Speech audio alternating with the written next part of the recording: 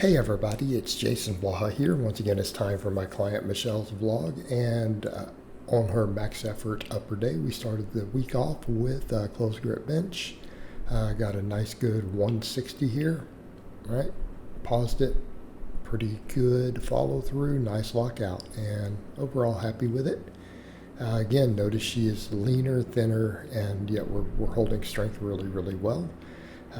So again, as a coach, I'm happy about that. Of course, for supplemental work, what do we do here? We do some regular pause benching, right? We do pause benching. Then, of course, we do incline work. We do a variety of pulls. She's doing pull-ups or chin-ups right now, barbell rows. Of course, we always have her JM presses in, which are pretty dang impressive. So we do all that stuff. And then, of course, I'm going to put a lot of her ab work in here as we go. Right, just so that you guys see some different stuff, because we see a lot of the same lifts, and a lot of times I've been doing the ab work as little separate clips, but I can work them into the vlogs. You just don't always need to double up on a lot of the stuff you guys see through the week. But again, her training itself is pretty straightforward. The only real change we've made recently is just having her do deeper squatting, because she struggles with the wider grip, and wider stance. We'll get to that in a minute.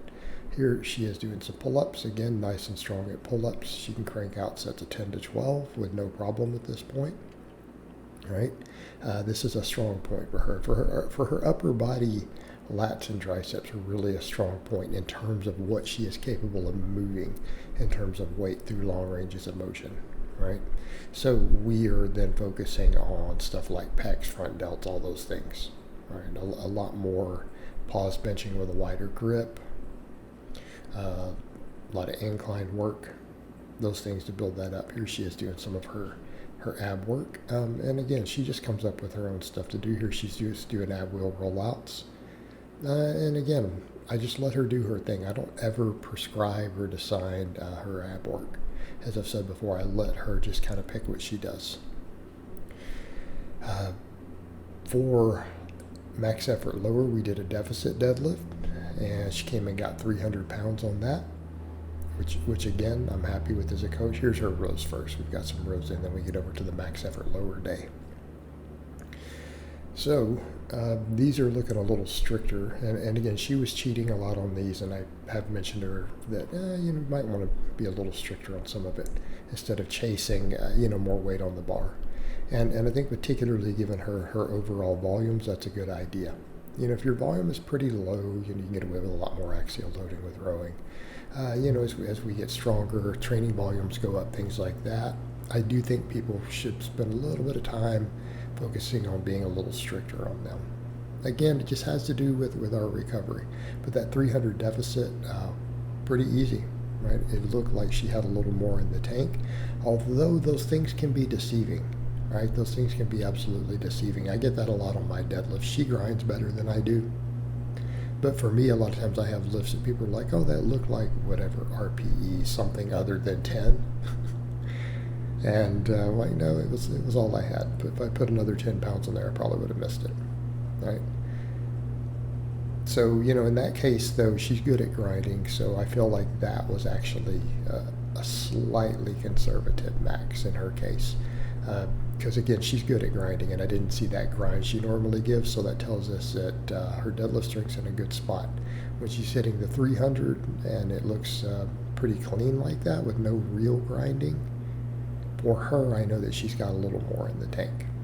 And I think people need to keep that in mind, with your max effort work. It doesn't have to be all out 100% grinders. It doesn't have to be that way for you to get the training benefits from it. Right? And then, of course, we do other stuff in there. She does her single leg exercises, her hip thrusts. So when we talk about lower body training a little bit for her, we need to discuss that she was struggling to hit depths a lot with the wider stances, and I've talked to her about it, and she had tried the narrower stance, and sure enough, she found she could go a lot deeper. And it just has to do with her structure, the fact that she needs to use a high bar. She's had a history of shoulder problems, right, well before she hired me. There's some cartilage and stuff missing in there, some scar tissue. So we have to be careful of those things. So low bar squatting has not really been an option for her. Not really been an option. So since she's been doing high bar already, it makes sense that the narrower stance probably works out a little better for her. But again, she's able to get depth much easier. So we've been working that. So when we get over to the dynamic effort lower, it needs to be clear we're not doing the box work anymore. I'm having her go a little heavier, do a bunch of doubles, and she's just doing really just a high bar squat on those. Right? That's what we're doing. And it works for our goals because we need to bring her quads up. And that's the other thing. If she's going to squat narrower and we're going to go deeper, what does that mean? A little more quad is being used even on the maxes. So we need to think about quads. We need to think about quads a lot. Now, those hip thrusts help with quads. The single leg exercises definitely help with quads. And again, the same thing there. I want her going deep on those. And the reason is if we're going to have to deep squat, and we're going to squat with a narrow stance, that means there's going to be more knee travel. You better have quad to get the weight moving out of the bottom. Now, obviously, the squatting itself builds that, but it will tend to oftentimes be our limiting factor on the max. Right? You know, core and things like that can be also. But she doesn't have core weaknesses. She trained her core all the time. It's strong. It's not a concern. So there you see the dynamic effort benching. So that's her speed benching. I threw in a set of her pull-ups here for these just because, again, she's strong at these. Very, very strong at these. And she's over here now trying to do them stricter. She's like, if people talking smack about me swinging, well, I'll just do them a lot stricter. So there you go. Of course, I'm sure people always find a way to hate on something.